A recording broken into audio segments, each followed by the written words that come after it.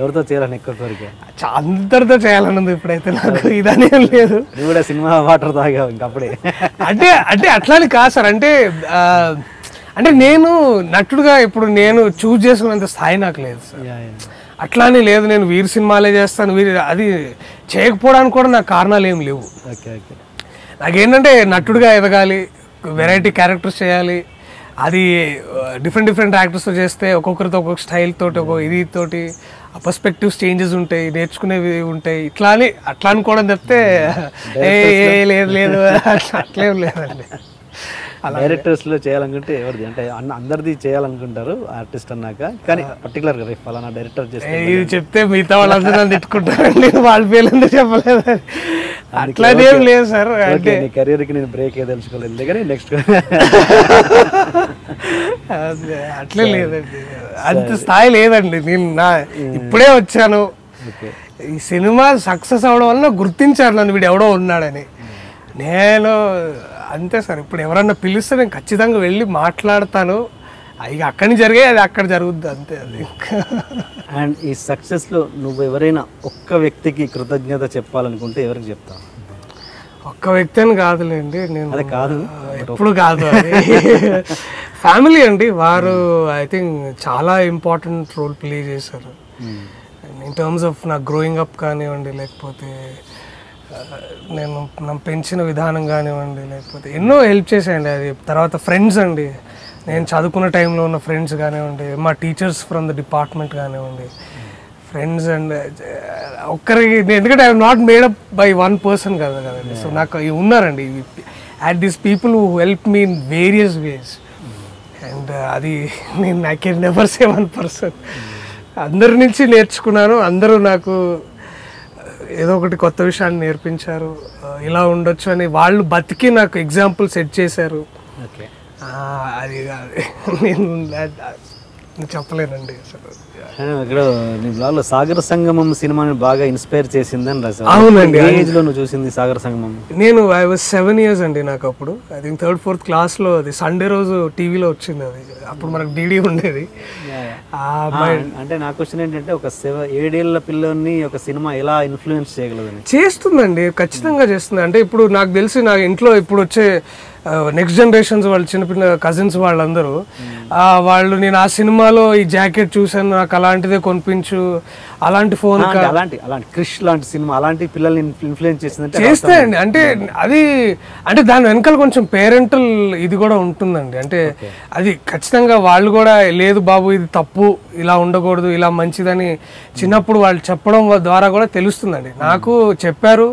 పైగా నేను ఏ సినిమాలో అయినా మంచి తీసుకోవడానికి ఆ చిన్నప్పుడు అలా ఉండేది. రజనీకాంత్ సినిమాలు గారు చూసిన, స్వయం కృషి, లేకపోతే ఇలాంటి బాలచంద్ర గారి రుద్రవీణ చూసినా కూడా మంచి అనేది ఇట్ వాజ్ వెరీ, నాకు అది ఇంట్లో వాతావరణం అలా ఉండేది. పైగా మా నాన్నగారు విశ్లేషించేవాళ్ళు అనమాట. అసలు ఏం చేశారు, ఆ కోపం వచ్చినప్పుడు వెళ్ళి చెప్పు కొడతాడు చూడు, అదిరా అది ఆ డైరెక్షన్ ఎదురా అని ఇట్లా ఎక్స్ప్లెయిన్ చేసేవాళ్ళు అనమాట. అవునా కరెక్ట్, ఇంత డెప్త్ ఉందా దానికి నేను అట్లా ఆలోచించేవాడు అనమాట. అండ్ సాగర సమయంలో కూడా అది ఆ డ్యాన్స్ చేసి నచ్చకపోతే వచ్చి అక్కడ ఖైరతాబాద్ అక్కడికి వచ్చి ఇట్లా డ్యాన్స్ చేస్తారు కమల్ హాసన్ గారు.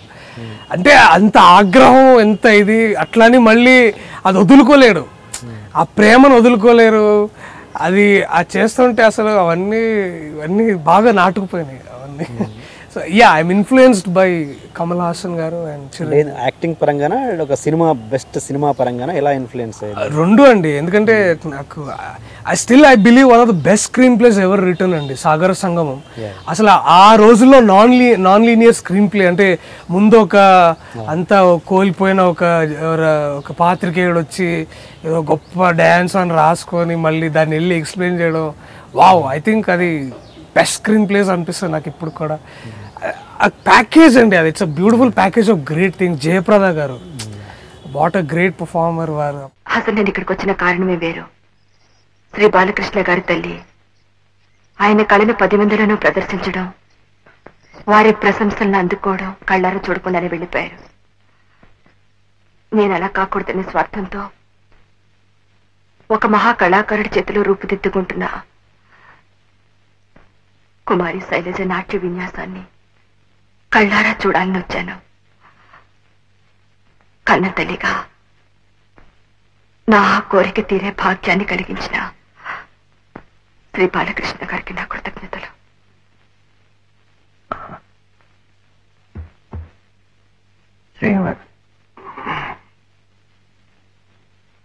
శ్రీమతి మాధవి గారు చెప్పిన బాలకృష్ణుని నేనే.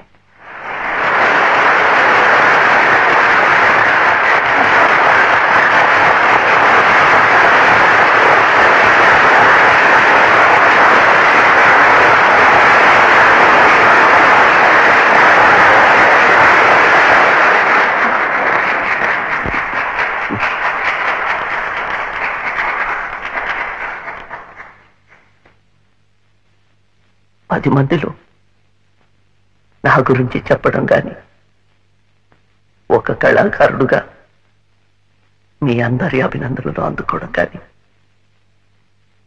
ఇవేవి చూడకుండానే మా అమ్మ వెళ్ళిపోయింది. అమ్మతో బాటే నా జీవితం మసిబారిపోయింది, కుడిగట్టింది. ఆ పరిస్థితిలో నుంచి నన్ను బయటకి లాగి మళ్ళీ పునర్జన్మనిచ్చింది ఈ దేవత. అందుకు ప్రతిఫలంగా ఏమీ ఇచ్చుకోలేని పేదవాడిని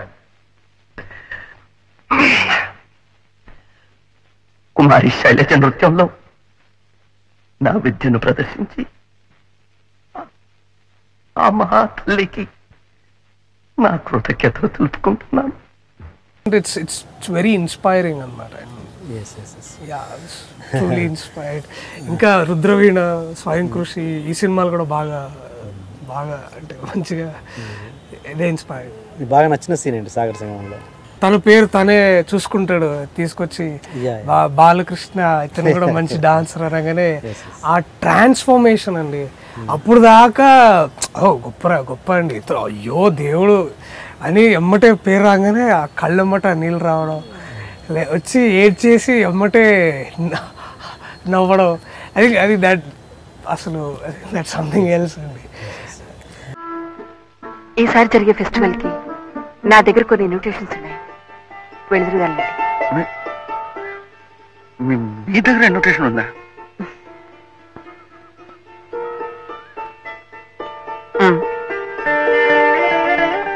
ఆల్ ఇండియా డాన్స్ ఇదే inaugural dance recital Yamini Krishnamurthy మోయ్. Odissi dance recital by Sonal Mansingh. ఓ అంత గొప్పవాడండి. మరి Mohiniyattam recital by Geeta నయరాహ. Kathak dance recital by Gopikrishna. ఈసారి అందరూ పెద్దవాళ్ళేనండి. Classical dance recital by Balakrishna.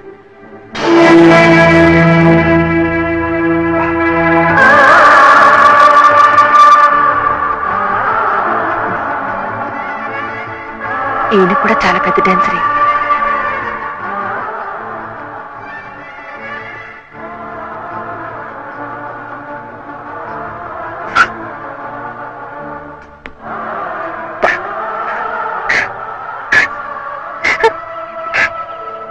ఎవడు చిన్నపిల్లలాగా